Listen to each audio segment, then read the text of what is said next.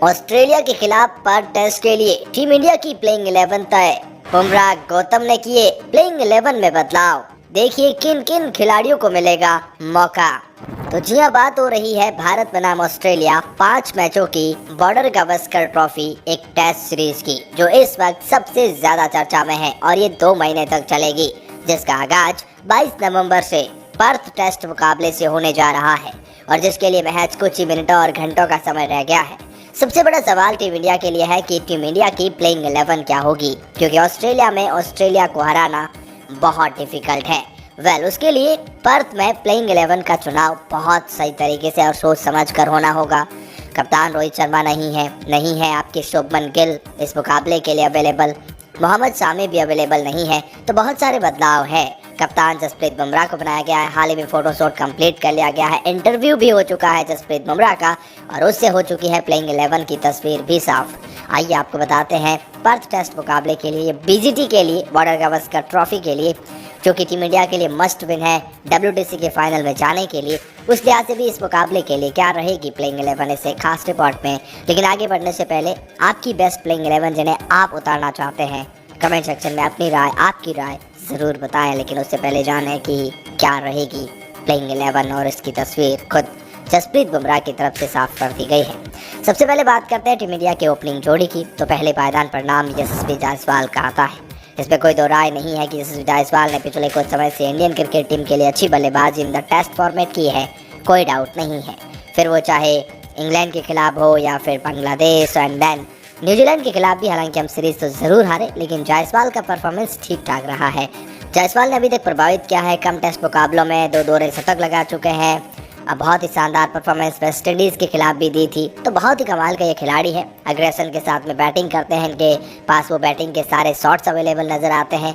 इनकी बैटिंग में वो वेरिएशंस देखने को मिलता है, वो स्वीप शॉट देखने को मिलते हैं, वो पॉजिटिव इंटेंट देखने को मिलता है। और अगर आपके ओपनिंग पेयर में अगर यशस्वी जायसवाल जैसा बल्लेबाज है जो लेफ्ट एंड राइट कॉम्बिनेशंस को भी मेंटेन करते हैं और अटैकिंग अप्रोच है, तो आपको यशस्वी जायसवाल के साथ में जाना होगा। एक बहुत ही शानदार बल्लेबाज है और इनके साथ में नाम KL राहुल का आएगा। हालांकि KL राहुल को लेकर सवाल ये है कि ये इतने ज़्यादा अच्छे फॉर्म में नहीं है, लेकिन टीम इंडिया के पास और कोई ऑप्शन भी नहीं है। जब रोहित शर्मा अवेलेबल नहीं है तो फिर KL राहुल के साथ में ही आप जाना चाहेंगे। KL राहुल पिछले कुछ समय से हालांकि टीम इंडिया के नंबर 5-6 पर विकेट कीपर बैट्समैन की भूमिका निभा रहे थे, लेकिन वहां ऋषभ पंत की वापसी हो चुकी है। फिर वहां पर से अब KL राहुल को जब रोहित अवेलेबल नहीं है तो ओपनिंग पेयर में डाला जाएगा। देखने वाली बात यह है कि KL राहुल ने इंडिया के लिए जो ऑस्ट्रेलिया में एक पहले टेस्ट सीरीज हुई थी, जहाँ दूसरी टीम इंडिया की थी, उसमें KL राहुल जरूर खेले थे, लेकिन उतनी अच्छी बैटिंग वहाँ पर भी नहीं कर पाए। काबिलियत तो बहुत अच्छी है KL राहुल के पास, लेकिन उतना अच्छा इम्प्लीमेंट हो नहीं रहा है। अब देखने वाली बात है इस टेस्ट सीरीज में कैसे वो करेंगे, लेकिन या ओपनिंग पेयर में KL राहुल और यशस्वी जायसवाल का खेलना तय है। नंबर 3 पर देवदत्त पड्डीकल का नाम तय हो चुका है। पिछले कुछ समय से देवदत्त पड्डीकल घरेलू क्रिकेट में और लगातार टेस्ट फॉर्मेट में अच्छा कर रहे हैं, बैटिंग में अच्छे वेरिएशंस दिखा रहे हैं, लेफ्ट एंड राइट कॉम्बिनेशंस के लिए भी ज़रूरी बन जाते हैं। आपके टॉप 3 में 2 लेफ्ट हैंडेड बल्लेबाज हो जाएंगे। Devdutt Padikkal in the number 3 Shubman Gill available नहीं है, तो उसके रिप्लेसमेंट के तौर पर बहुत ही शानदार खिलाड़ी है। देखने वाली बात है ये उस चीज़ को कैसे भुनाते हैं।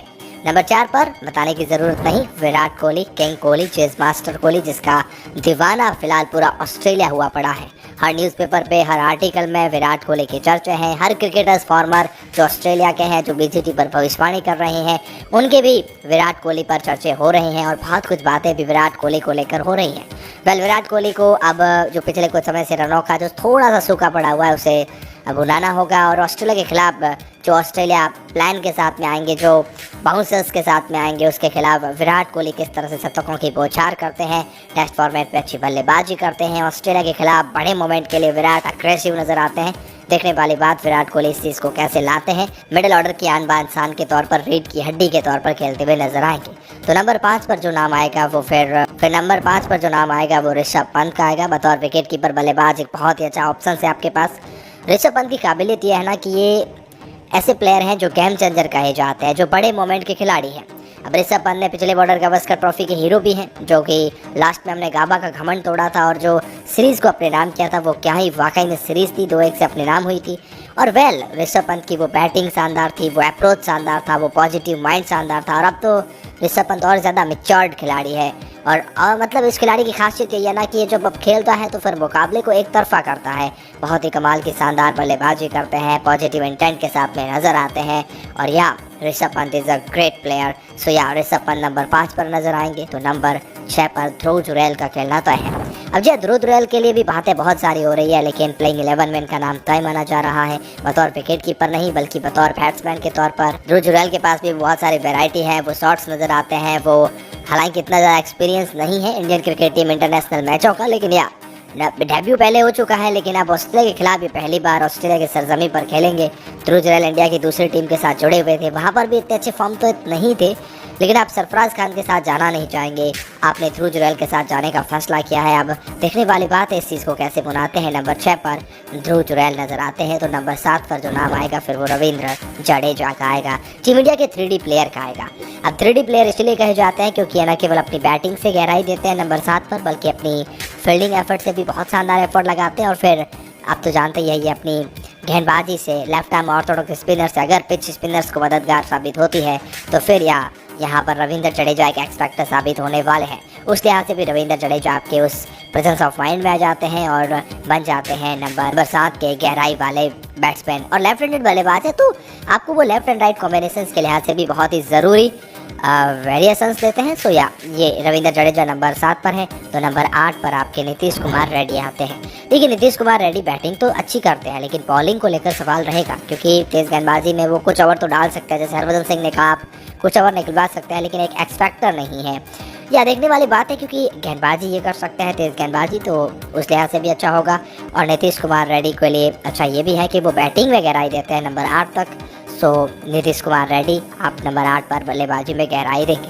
और अब बात करते हैं 3 तेज़ गेंदबाजों की, जिसमें जसप्रीत बुमराह 9 पोजीशन पर आएंगे। टीम इंडिया के कप्तान हैं और बहुत ही कमाल के पॉजिटिव इंटेंट के साथ आ रहे हैं। इन्होंने कहा जो बीत गया वो भूल गया, उससे आप पॉजिटिव लीजिए और आगे बढ़िए, और आप बीजीटी में अपनी बेस्ट परफॉर्मेंस दीजिए। आप उनसे क्या सबक सीखते हैं वो सीखने वाली बात है, और अब आप कैसे आगे इम्प्लीमेंट करते हैं ये देखने वाली बात है। और बहुत ही इंपॉर्टेंट रहेगा किस तरह से जसप्रीत बुमराह गेंदबाजी करते हैं, नए गेंदबाजों का इस्तेमाल करते हैं, पहले टेस्ट मुकाबले में कप्तानी करते हैं। बहुत कुछ चीज़ें तय करेगी जसप्रीत बुमराह के बारे में। नंबर 9 पर तो 10वें पायदान पर जो नाम आएगा वो फिर मोहम्मद सिराज का आएगा। बुमराह के बाद अगर किसी खिलाड़ी के पास एक्सपीरियंस है तो फिर वो मोहम्मद सिराज है। देखिए सिराज बहुत ही काबिल तारीफ़ है, पिछली बॉर्डर गावस्कर ट्रॉफी से अपना नाम कमाया था और उसके बाद से लगातार इंडियन क्रिकेट टीम के साथ जुड़े हुए हैं। और अब एक बार फिर जो अपनी फॉर्म अपना वो वेरिएशंस खो चुके हैं, अब वो वापस ढूंढने, और इस पिच पर सिराज को बहुत मदद मिलने वाली है, बाउंसर्स मिलने वाले हैं, बाउंस मिलने वाला है। तो देखने वाली बात है सिराज इन मौक़ों को कैसे भुनाते हैं। बाकी मोहम्मद सिराज नंबर 10 पर, तो 11वें पायदान पर नाम प्रसिद्ध कृष्णा का है। प्रसिद्ध कृष्णा भी कमाल के गेंदबाज हैं, इनके पास हाइट है तो बाउंसर इनको अच्छी मिलेगी, बाउंस मिलेगी तो फिर फ़ायदा मिलेगा इंडियन क्रिकेट टीम को। उस लिहाज से भी प्रसिद्ध कृष्णा की जगह प्लेइंग 11 में पक्की होती है, और प्लेइंग 11 में कुछ इस तरह से खिलाड़ियों का डाइवर्सेंस रहेगा। वेल इस बारे में आपकी क्या राय है? ये तो थी हमारी प्लेइंग 11 जहाँ हम सोचते हैं, और लगभग इसकी तस्वीर बुमराह की तरफ से भी साफ कर दी गई है।